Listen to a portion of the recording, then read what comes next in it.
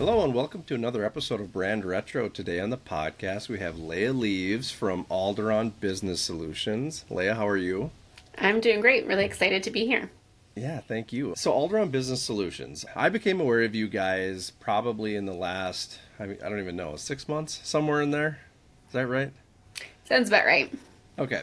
So I was fascinated with the idea that you guys are very kind of focused and dialed in on the operation side of things, and you work with businesses to kind of solve some of those problems, add structure, all the good things that come with that. And as business owners, I think what happens is, and correct me if you disagree, but I think as business owners, we all just kind of think we can handle that stuff. We just wear the hats, we kind of shuffle through it, we back burner it when we're not paying attention to it. And it's just one of those things that kind of gets neglected in the process, even though we all know that as business chugs forward and as you grow business and as you become more successful, the infrastructure of is becomes more and more important as you go along, but it's just so easy to neglect it along the way. Point being, tell me a little bit about your business and how does that play into what you do and how did you kind of identify that need? Well, I love this topic because I'm one of those myself, right? Like I am a business owner and I help business owners. Yeah. And I think a lot of small business owners with a similar story like myself, where you're so good at what you do naturally that you don't think it's something that special until you kind of go out on your own and then you realize, wow, there are a lot of people that need and want what I can supply for them.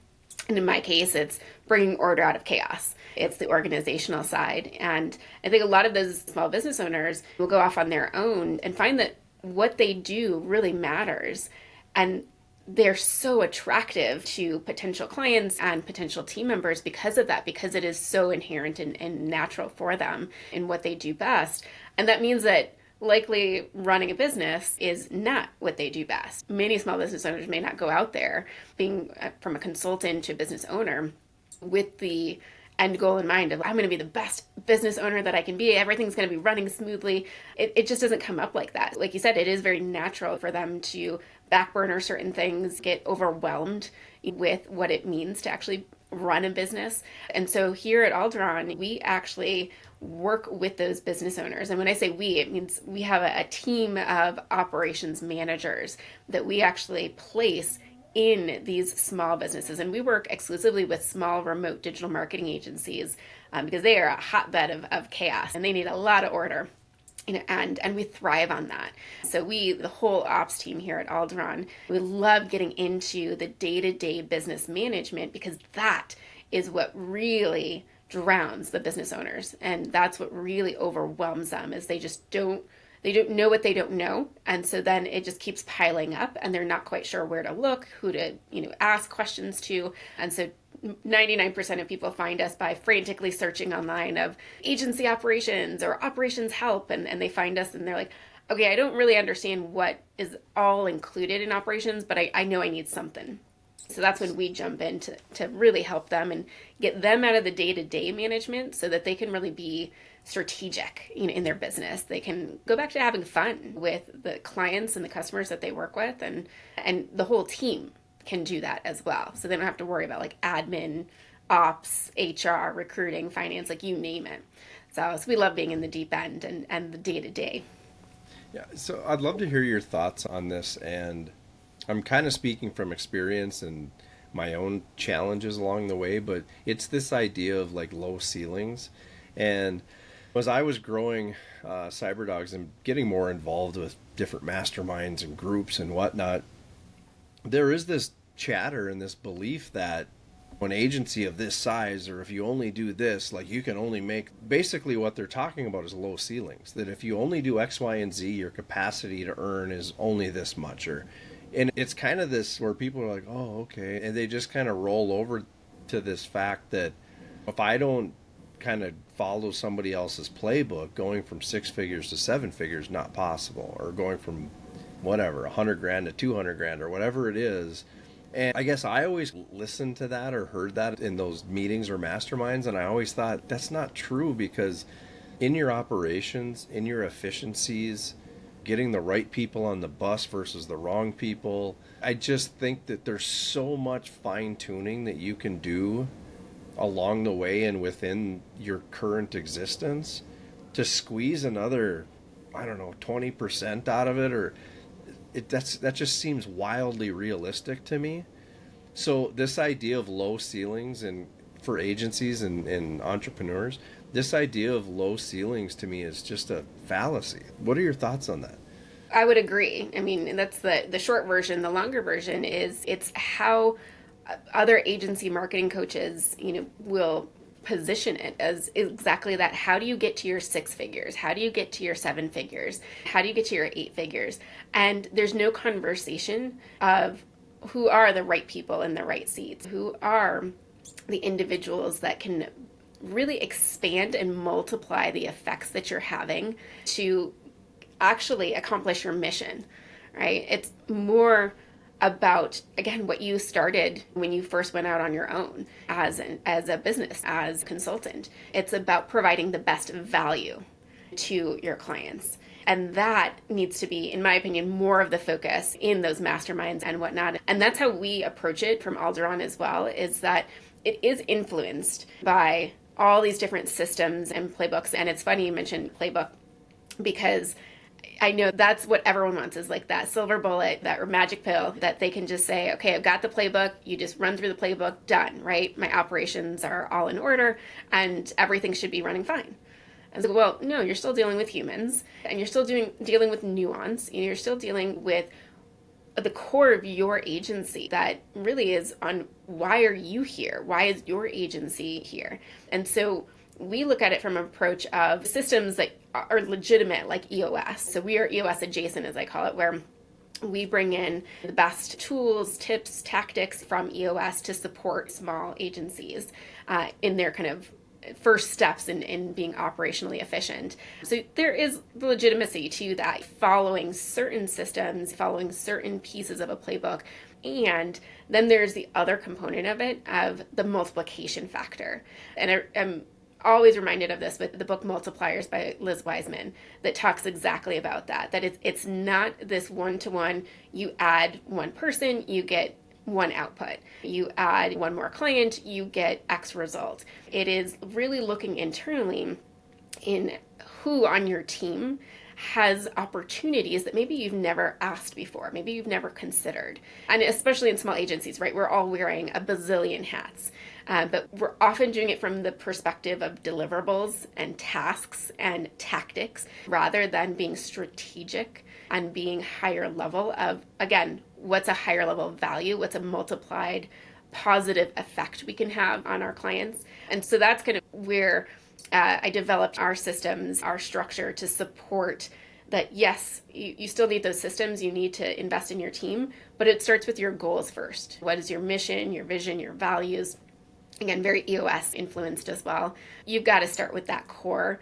And it goes to like every book you've probably read on how to run a good business, like Simon Sinek, Start With Why, like things like that. It has to start with the core first. And we talk about goals first, then systems, and then the team and how they all influence each other. And it's funny, when I first started my business and was trying to follow my own systems here, and I was building out the goals and building out the systems, and I started taking the information out of my head and putting it into a course. It's called the Alderdaan Approach, and it's our system and how we approach our systems and how we support our clients. But the kind of tongue-in-cheek tagline was "Not Your Bro's Playbook." So we had to kind of like smile at that, because you're right, like in the agency space especially, it's all about that. And we've got to break that mold. We've got to break that cycle of it's only about this metric that you're following, and it's got to be back to your mission. Unfortunately, though, I think we all like to be told, tell me what I want to hear kind of a thing. And I think for a lot of agency owners and people in business, I don't know that they want to hear that, but they want to know that they're doing something right. They want to feel comfortable. They want to feel like I'm on the right path. So to be told what they want to hear, I think is naturally welcoming to them. Oh, I'm doing a good job. And it's not to say you're not, but to me, I always talk about the riches are in the niches, and falling into a rut is dangerous. If you're, as a business owner or a marketing agency, or even as I work with my customers, if I get into this really comfortable place where I think I'm anticipating I really, no, we don't have to break a sweat here. We got this figured out. That's your first red flag right there. Because if you're not being strategic and grinding and pushing and finding a way to evolve, and like you've essentially fallen into a rut, and you do not want to be in that rut, because by the time you figure out you're in the rut, you're going to lose 3, 4, 5, 6 months. And in business, like, it goes fast, don't get me wrong, but that's a long time, and it's not something you recover from that quickly. So all that to be said, like, why do you think, what are your thoughts as to why this is so easy to neglect? Why is it so easy to backburner this idea when it's such a pivotal piece of success? I just don't understand why most people aren't more aware of it. Like, why they're not just frothing at the Yeah. mouth to make this a priority. Well, and I think it's to 2 points. One is that it's what they don't know, and that there's always going to be kind of like this uncomfortable feeling about that, admitting I really don't know what is wrong with my business. I thought that it's so clear, like it makes sense in my head. Why doesn't it make sense for anyone else? Like, why can't people just do what I tell them to do? And so there's that disconnect from what's in their brain to what's in reality. So for a lot of visionaries, a lot of agency owners, we see that they just need that partner to talk it out with. That's part of it. It's just feeling heard and then having it communicated then to the team and through processes and systems, which brings me to the second point, which is a lot of people, especially when they are looking at these things in like a playbook fashion, is they start looking at it as static, right? That you just put these systems in place, you follow this order, and it should all work, right? And to your point, that is antithetical to growth, right? If you just put in this system, and it's so static that it just sits there, and it's just like essentially the process for building widgets rather than a more creative endeavor like advertising and marketing. And so that's where it goes. It's in this feedback loop because it goes back into what they don't know, which is how to actually implement systems that are flexible, right? Because systems and structure and processes and procedures, they're not meant to box us in, right? They're not meant to hold us tight in. They're really meant to be a foundational support so then you can step up to the next level, right? And I think that's like the crux, is really sharing how the structure and the systems and even the playbooks that people are looking at now, I mean, my own system included, they're meant to be just that framework. They're meant to be that supporting structure, those pillars that you can then build off of. But exactly that you need to keep iterating and improving and tweaking and making it your own.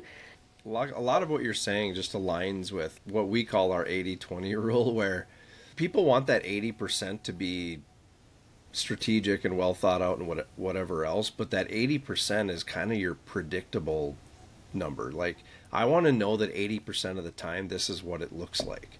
And then in the 20%, that's where you evolve. That's where you need to be nimble in case something breaks or something happens or something changes or whatever. And as marketers and business owners, like, we should all kind of know that. Whether it's 90/10 or 80/20, I don't care what your ratio is, but there's always going to be stuff that comes up. So you have to leave a little wiggle room for the what ifs. And to me, operations is similar. It's that it'll never be done.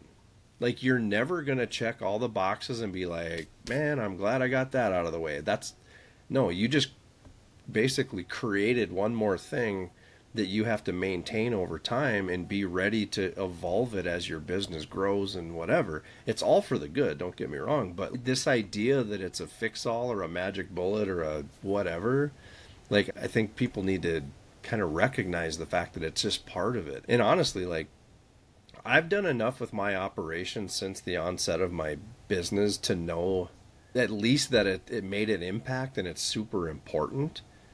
But now that I'm really taking a good, hard, a bigger look at it, I also realize how many gaps I've left in the process. So, on one hand, I'm thankful that I did what I did, but on the other hand, I'm like, dang, I should have done a lot more.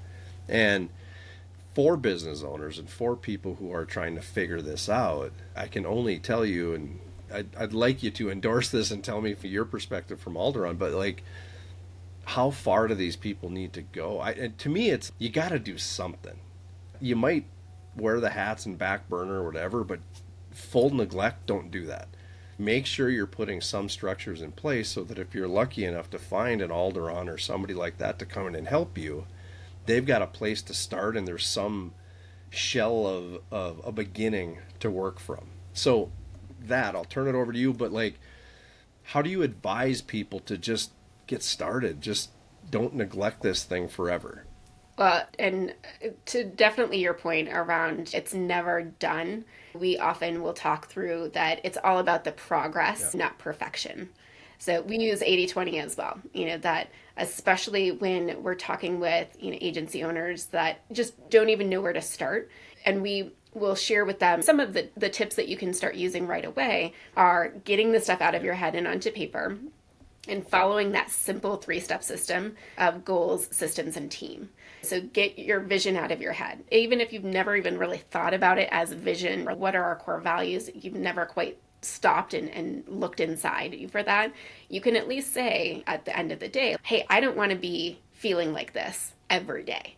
I don't want to feel like rushed, and I don't want to feel like we're putting out bad content for clients, or we really sucked that because we were rushing. I want to feel that we have our systems in order, that everyone knows what they're doing, right? And that's the start of putting your goals on paper, right? And then leaning into what you can do is like low-hanging fruit for your systems is, again, getting it out of your head and starting writing it down.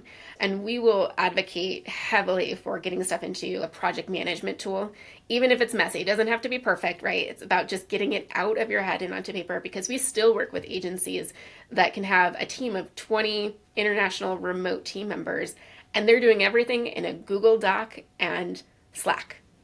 And you're like, okay, deep breath. First and foremost, we're going to pull all these pieces together. We're going to jot it in project management tool. And we often recommend ClickUp, for example. And there are teams out there like ZenPilot that can help get you set up, right? Or you can just dive in really quickly. And again, just start testing the waters, getting it down and written out. And that's starting to build some of those systems, because then the third piece is where it really connects the first two pieces together is with your team. Setting expectations with your team does not mean you have to write everything out of like, here are our quality standards and here's exactly how I do it and here's how I expect everything to go. It's more so honestly just sharing what are their top responsibilities, like actually telling them what you think their job is, because most agency owners haven't, right? They've brought in strategists or specialists or contractors for a specific tactic, a specific task, a specific client project that they're working on. And so then that person only knows that they're supposed to be doing like this one thing. Oh, hey, I'm building this landing page. Oh, I didn't know you needed me to write the copy. I didn't know you needed me to design the graphics. I didn't. And so just honestly, it doesn't have to be this full HR system. It could be as simple as having a one-to-one chat with each of your team members and telling them, hey, this is what I think you're supposed to be doing. This is what I want from you. Is that right? Are you seeing the same thing? And then they may turn around and be like, holy crap, no, we are in 2 different planets here. Or, oh yeah, no, that's exactly what I expected as well.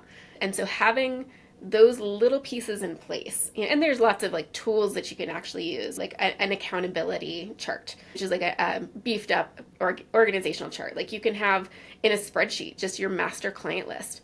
I've had agency owners that legitimately don't know how many clients they have or exactly what services they're offering because it's just gotten so big and they haven't had time to really look at it. So like just putting stuff down onto paper can make it more tangible, more real. Oh yeah, this is what we're starting with, and this is what I'm expecting. And if they do just a little bit on each of those, so just sharing a little bit more about what their goals are, getting into a very basic project management tool so that they can actually track some tasks that's not just for them, and sharing with the team like what their expectations are, just high level, like that can get them started.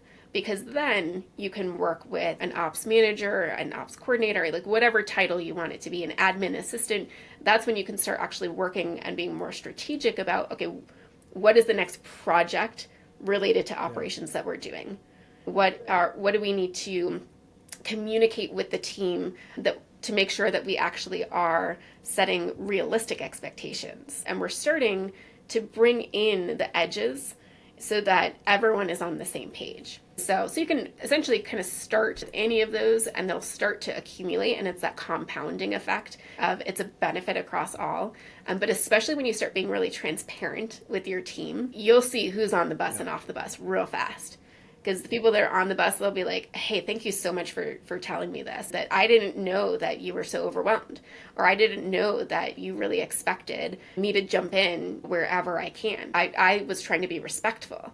And we hear those conversations a lot of the moment you start being transparent with your team, the ones that are rock stars, they jump in and they will support you. They will be there for you. They will improve things. They are the multipliers, the big picture multipliers that are going to really transform the agency to like a more proper business. And the people that are just like, yeah, no, I don't like talking about this stuff. I don't want accountability. I don't want to be involved in this. Like, they'll replace themselves. How would you describe what operations is so that anybody listening to this kind of knows what we're talking about? I mean, we've thrown a lot of examples and different things out there, but one of the things you said that kind of made me think how it is a little vague and confusing, because you have administrative assistants and you have, like, you just don't know, is that operations or does it all feed up? Like, how would you describe that so a listener can go, okay, I have those pain points, I just didn't realize that was operations?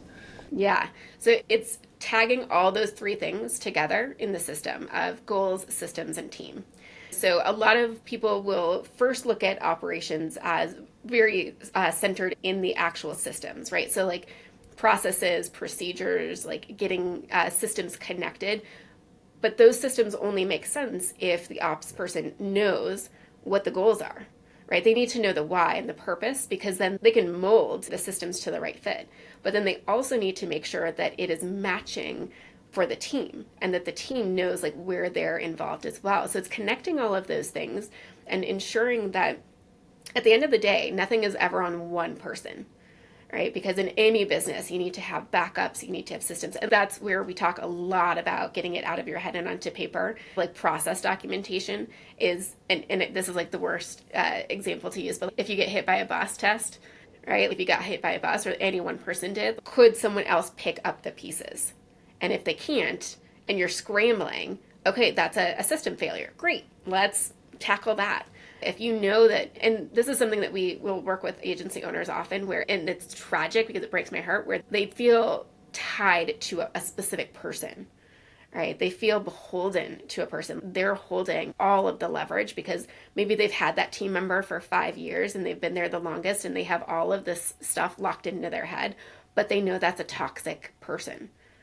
But they don't feel like they can get rid of them. And okay, well, let's chip away at that knowledge in their head. Let's start protecting you in certain areas of your business so that either they are fully on board and they want to support the company and the trajectory, or you can replace them and you don't feel like the sky is falling, right? And I'm getting a little bit off topic there, but coming back to what is operations, it is the glue that holds things together. It is making sure that everybody knows what they're doing, what our goals are, where we're headed, how to do things. And really, going back to the 80-20, it's being the glue for the 80% so that 20%, they can be who they are best, right? They can be creative, they can be interesting and engaging, and they can feel like the sky is not even the ceiling, that they can go up and above and beyond and feel comfortable doing that. Right? Because that's another big piece is like the more that the agency owner is transparent and talks openly about what they're looking at and what they want, then it opens that dialogue for honest communication with team members where they can say, actually, yeah, I want that too. Or no, I don't. And if they want that too, and they, again, get further on the bus, those are the rock stars, then they're like, oh, but I never thought that I could share this idea with you. And I'd love to open up this other service line. Or we had a director of paid social in an agency that really wanted to increase the amount of business that they had in their particular department. And they were having a chat with the agency owner. And finally, they were finally at that point where they could say, okay, I'm comfortable enough to say, hey, I kind of want to get into some business development for this. And I didn't think that I could because I'm not in a sales seat. And the owner was like, holy crap, if you want to bring in new business, yes. Don't let me hold you back. It's not this formal, you have to be in a seat or not in a seat. If you have an idea, yeah, let's talk about it. And so it's opening up the dialogue for those conversations to be had. That's when you can know that the operations, the systems, like everything is running in the background like it should.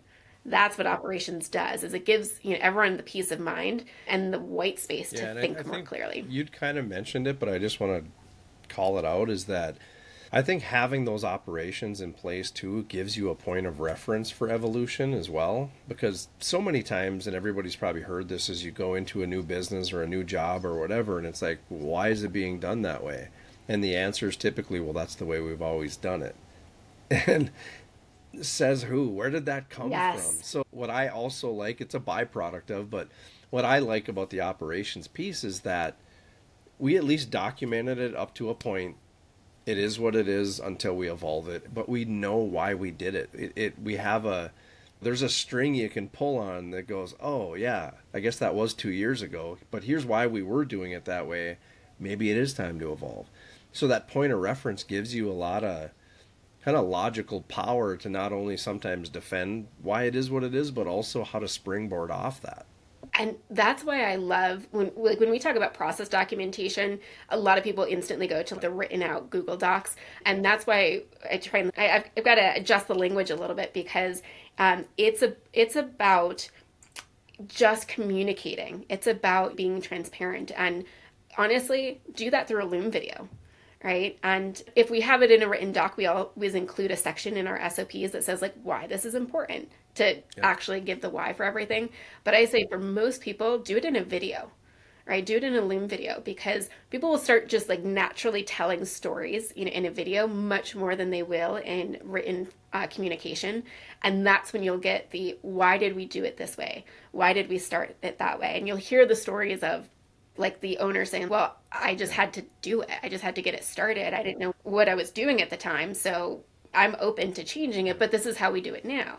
And then that opens the door for the next person watching it going, oh, well, I actually do have an idea of how to do this better. And because you don't really have a personal attachment to this, like I can bring it up. And so absolutely, like getting it out of your head and onto paper can be written, it can be audio message, it could be video, like any format. It doesn't really matter as long as you're doing it and sharing it. So this is going to be probably my favorite question of this whole thing, but tell me about your business name. Tell me where it connects. I know where it connects to, but I want to hear it from you. Tell me the little backstory about why Aldarone.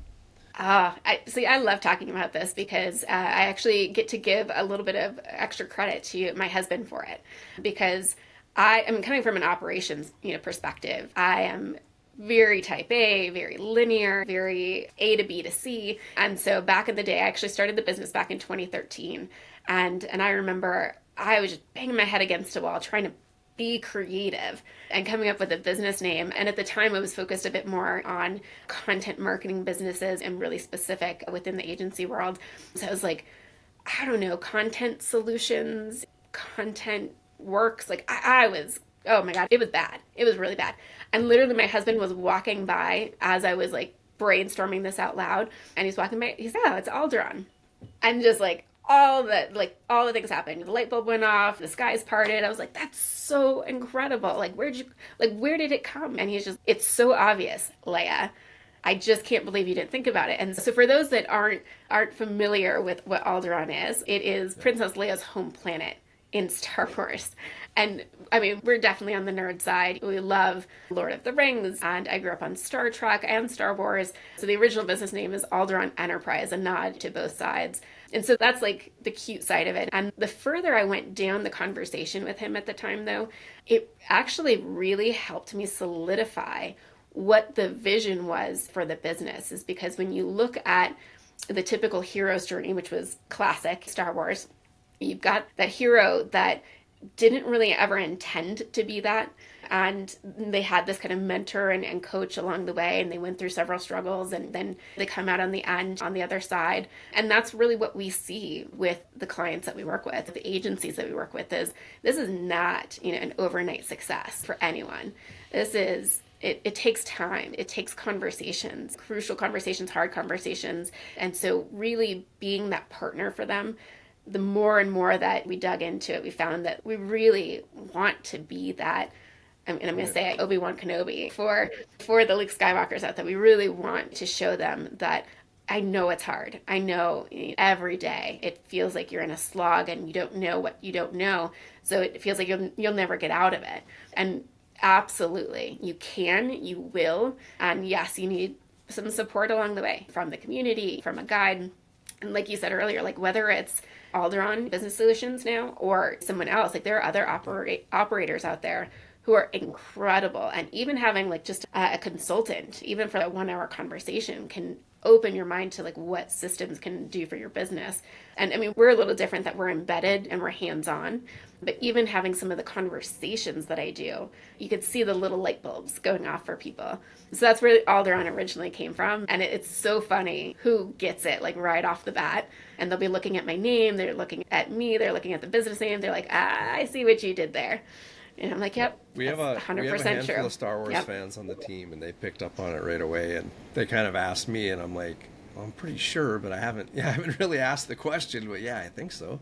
And yeah, I mean, we kind of knew it was going to be the answer. But I wanted to hear your take on it because I do think there's a lot of connections that can be made just by the, like you said, just kind of that mentoring, guiding, teaching type perspective, and just the power of what it is that you do. And I don't mean this as a Star Wars pun, but for the listeners out there, like operations is something you should have on your radar day one, but make sure you're growing it with your business because you'll be so thankful that you did.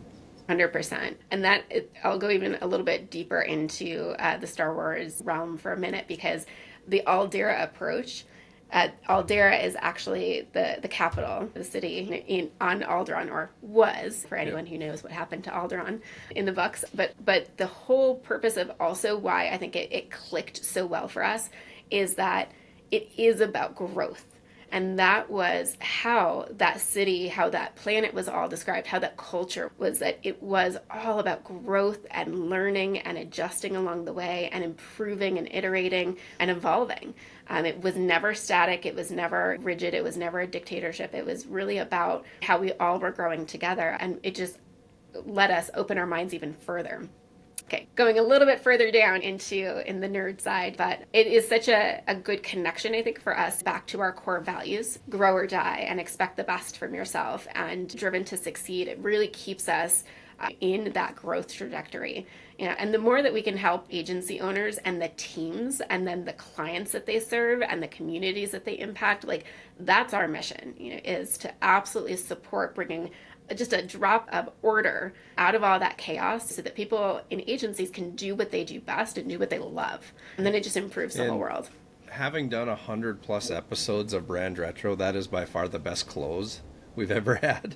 So, yes, thank you for being on the podcast. And Leah, I appreciate it. Thank you for having me. And congratulations on 100 episodes as well, or now 100 and however many you're at. But congrats. This is really exciting to be a part of this journey that you're having. Thank you. If you'd like to learn more about CyberDogs, share your thoughts, or even ask a specific question about this episode and or the Brand Retro mindset, contact me directly at mike@cyberdogsmarketing.com.